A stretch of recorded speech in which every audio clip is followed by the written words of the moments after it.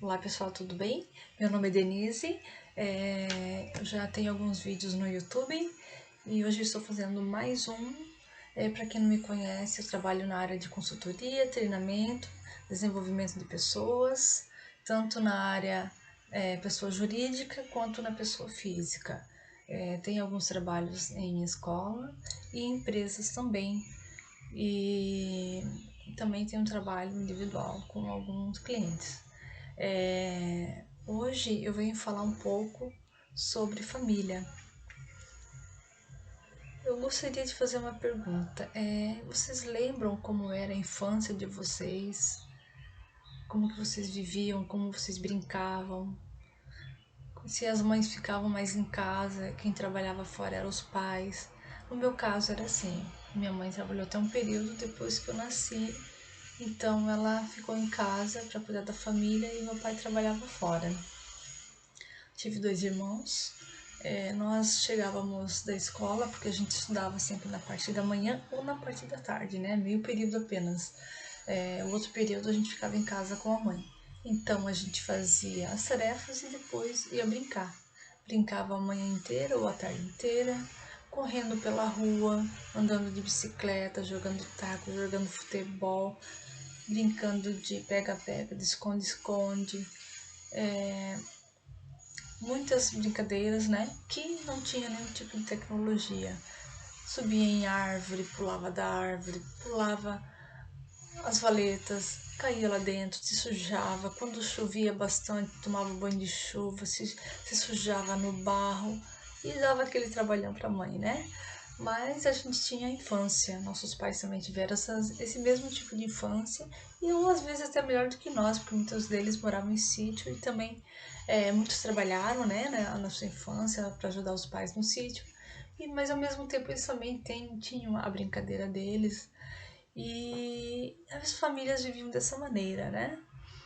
Muitas vezes não da melhor forma possível no sentido financeiro, mas se vivia, se conversavam, né? Visitavam parentes, então assim, conversavam com vizinhos, sabia quem morava na mesma rua. E hoje ninguém conhece ninguém, ninguém fala muito com ninguém, as ruas são todas asfaltadas, nossos filhos moram ou em apartamentos, né, ou geminados, ou casas com muro altos, não se pode brincar na rua porque tem muito movimento, o asfalto também, né, é perigoso porque os carros passam mais rápido, né? E nossas crianças elas ficam mais trancadas ou dentro de casa ou elas ficam o dia inteiro nas escolas. Nas escolas ainda tem, né, a oportunidade de brincar com as crianças, mas não é igual em casa, né?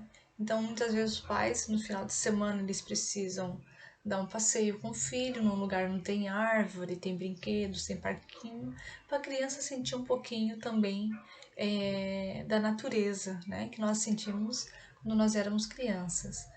E além disso, deles não terem um espaço aberto para poder brincar, às vezes tem que ir na casa da avó, né? Às vezes a avó tem uma casa que tem um espaço onde eles possam brincar, então eles aproveitam a oportunidade de ir na casa da avó e do avô. Isso quando os avós estão perto, né? Moram perto. Mas se moram longe, daí já fica difícil também. Além disso, quanto a isso, deles não terem esse espaço, esses brinquedos, os pais compram muito brinquedo para a criança brincar dentro de casa. Só que às vezes a criança enjoa também, porque só dentro de casa a criança precisa gastar energia, né? Então eles brincam um certo tempo, mas depois já querem ir para fora, querem brincar lá no ar livre. E muitas vezes não dá para elas brincarem ao ar livre. Então o que acontece? Elas vão no celular.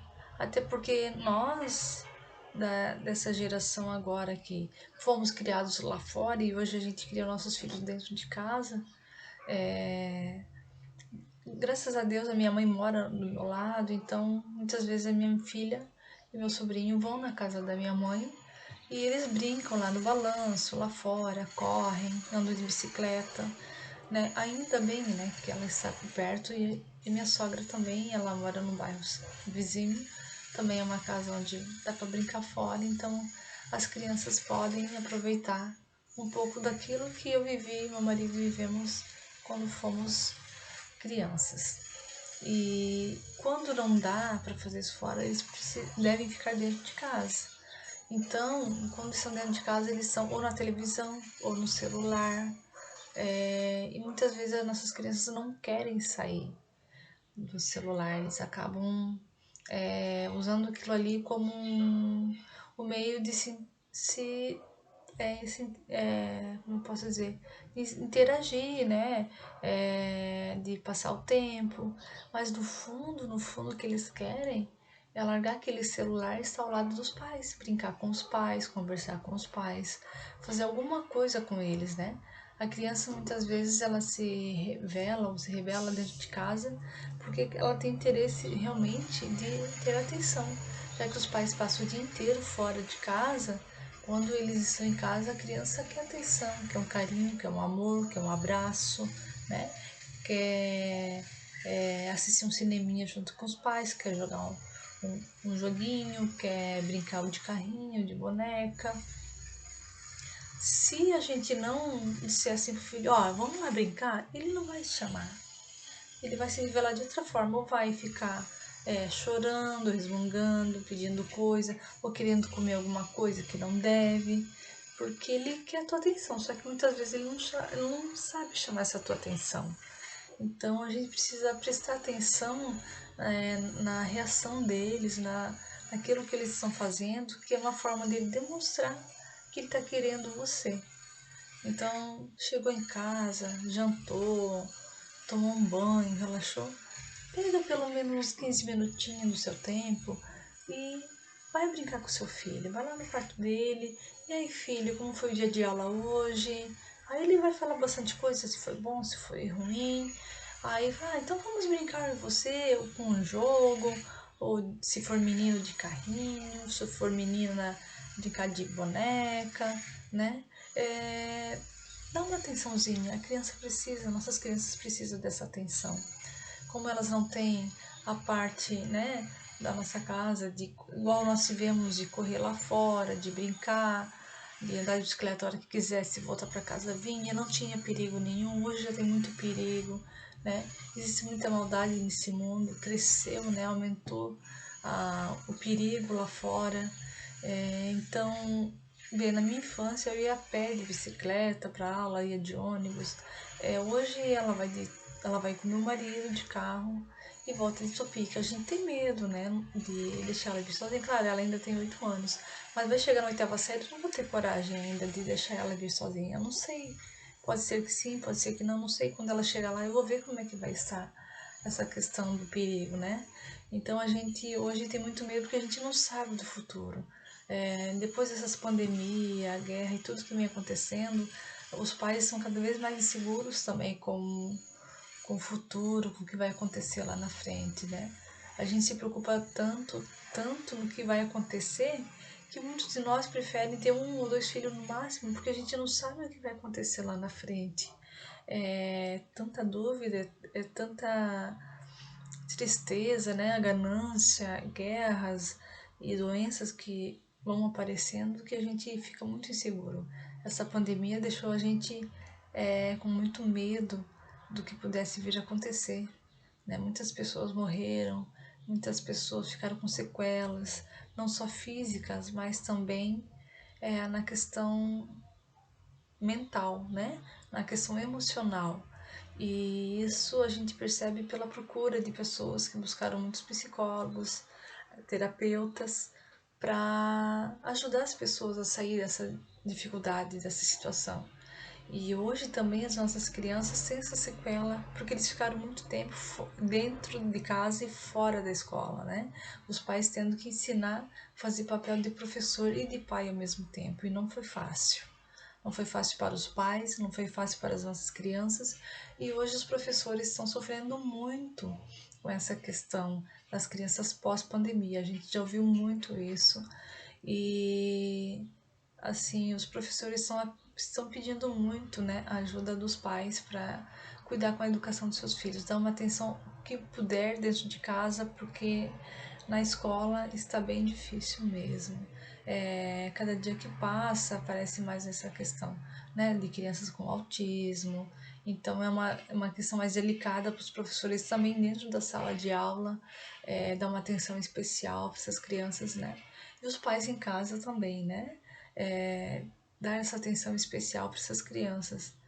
Então, são, são coisas mínimas que a gente tem que fazer dentro de casa que podem, assim, ajudar muito na questão emocional dos nossos filhos.